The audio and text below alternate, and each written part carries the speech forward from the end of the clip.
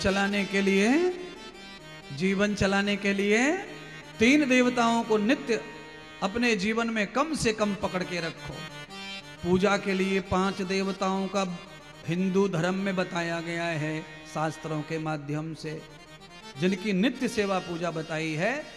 पर 3 देवता ब्रह्मा विष्णु महेश, इन 3 देवताओं को साथ लेकर ही आप संसार की रचना में बुद्धि लगाओ।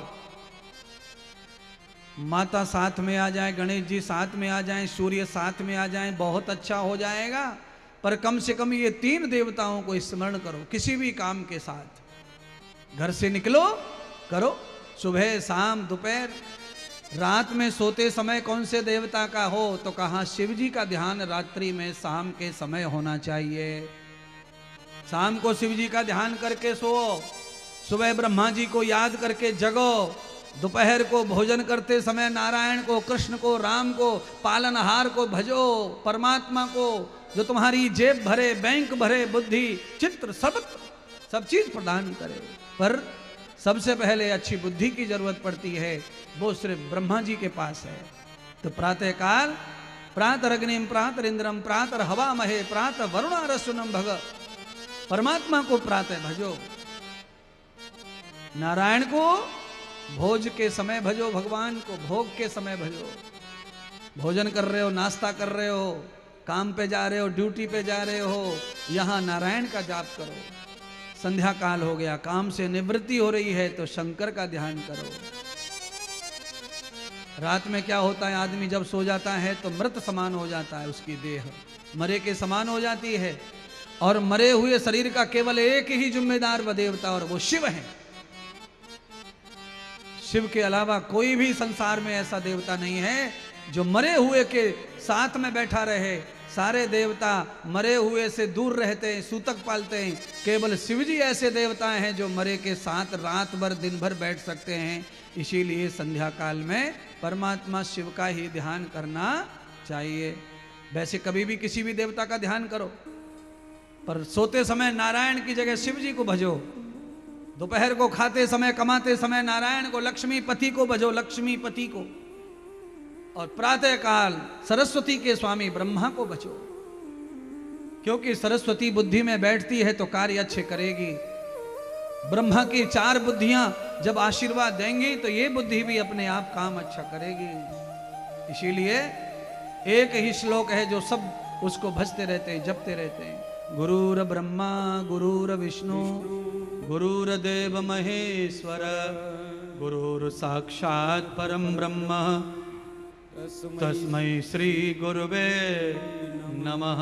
बोलिए श्री सतगुरुदेव भगवान की जय हो। सबके लिए वही बात, शाम को शिव जी को भजेंगे तो नींद अच्छी आएगी, कमाने के लिए नारायण लक्ष्मी को भजेंगे तो कार्य सिद्ध होंगे, प्रातःकाल सूर्य दर्शन करके भगवान ब्रह्मा का ध्यान करेंगे तो मति अच्छी होगी, और समय मिलते ही सत्संग सुनेंगे तो सब देवता ही अंदर प्रसन्न हो जाएंगे। महाराज सारे देवता जागृत हो जाते हैं सत्संग से। महाराज 84 लाख देवता सबके सब प्रसन्न है तुम्हारे ऊपर, ऐसा समझो। देव आयंतु समनस्य मानः, ऋग्वेद का मंत्र है ये। और इस ऋग्वेद के मंत्र में यह बताया गया है कि जब आपका दिनचर्या अच्छी हो जाती है तो देवता सब तुम्हारे शरीर में आने के लिए आतुर हो जाते हैं, प्रकट होने के लिए, तुम्हारे शरीर में प्रवेश होने के लिए। अब बोलिए, जिन देवताओं को तुम भज रहे हो, जप रहे हो, वो स्वयं ही आना चाहते हैं तुम्हारे शरीर में, स्वयं आना चाहते हैं। तुलसीदास की रामायण में पढ़ लो आप, उसमें दुनिया भर की चौपाई लिखी हुई है। सुर दुर्लभ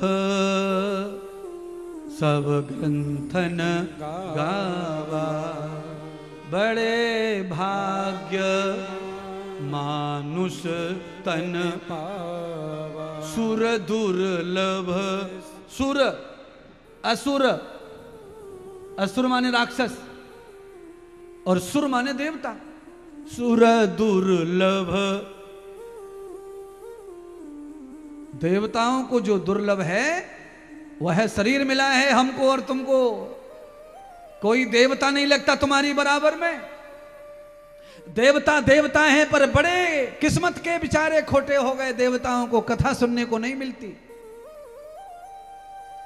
अमृत का कलश भी दान करने पर कथा नहीं सुनाई थी सूत जी ने। कथा सुनने के लिए मनुष्य ही बन के आना पड़ेगा, सूत जी ने देवताओं को कहा था।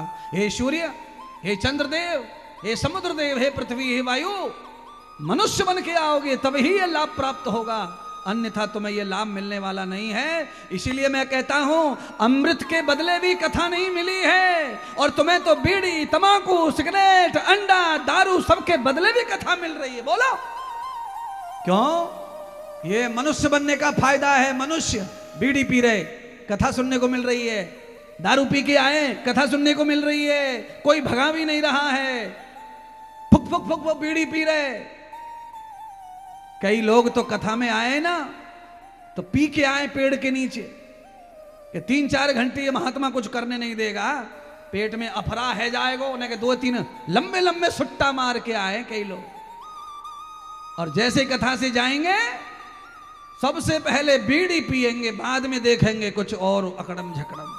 बोलो आदमी का कितना दिनचर्या खराब हो गई है। बोलिए आप है किसी मरे गिरे में खाने चले जावे, 15-20 भोलुआ सकोरन ने पी जावे, खीर के ने सुर सुर सुर, 5-7 मालपुआ ने ठोक दे आलू के रस्सा से गले तक ठूस के, उसके बाद भी बीड़ी पीने की जगह रह जाती है। बता, दावत खाकर जैसे ही उठेगा बीड़ी, आधे तो पात में ही बीड़ी जोल ले, आधे तो पात में तमाकू डाल। अरे इतनी खीर खाई है, इतने मनुक्का की खीर है, इतने इसमें मखाने पड़े हैं, अरे कहां से तेरी अकल चली गई? कहां ये काली काली तमाकू को ठूस रहा है तू गले में? ऐसे मालपुआ खाए, दुनिया भर का प्रोटीन खाके भी तमाकू खा रहा, खीर के ऊपर से तमाकू खावे।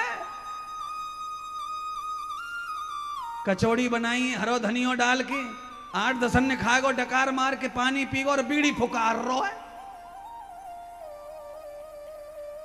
कब आएगी ठिकाने पे तुम्हारी अक्ल? भोजन भगवान का स्वरूप होवे, परमात्मा का स्वरूप होवे। भोजन की महिमा ऐसी सुनाऊंगा, कथा जब आगे आएगी तब देखना पता चल जाएगा कि भोजन की महिमा क्या है। अन्न पते न सनो देहनमी, अन्न में परमात्मा का साक्षात वास है, भगवान विष्णु का। चावल तो भगवान नारायण के अंग से ही निकला है, अक्षत तो भगवान के विष्णु के अंग से, इसीलिए एकादशी में उसका भोग नहीं है। और आदमी चावल को खा रहा है खीर में डाल के, और बीड़ी पी रहा है, तम्बाकू पी रहा है, शराब पी रहा है, अंडा ठूस रहा है, मछली खा रहा है, बकरा खा रहा है।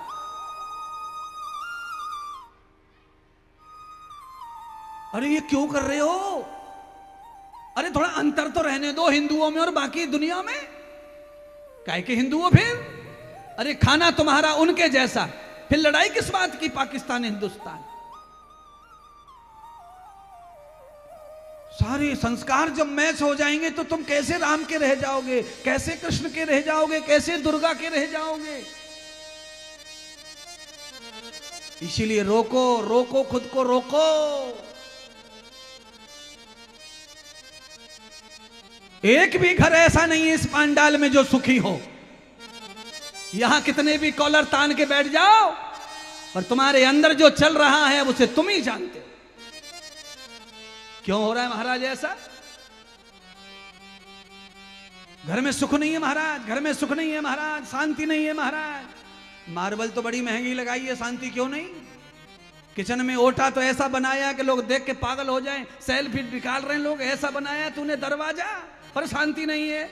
दरवाजा चाहे तू सोने का बनवा ले, चाहे तू बनवा ले कांसे को, चाहे तू चांदी का, दरवाजे पे मोती बिंदी लगा दे, पर आएगी नहीं शांति। क्यों नहीं आएगी शांति? परम पिता से प्यार नहीं और शुद्ध रहा व्यवहार नहीं, इसीलिए तो आज देख लो सुखी कोई परिवार नहीं।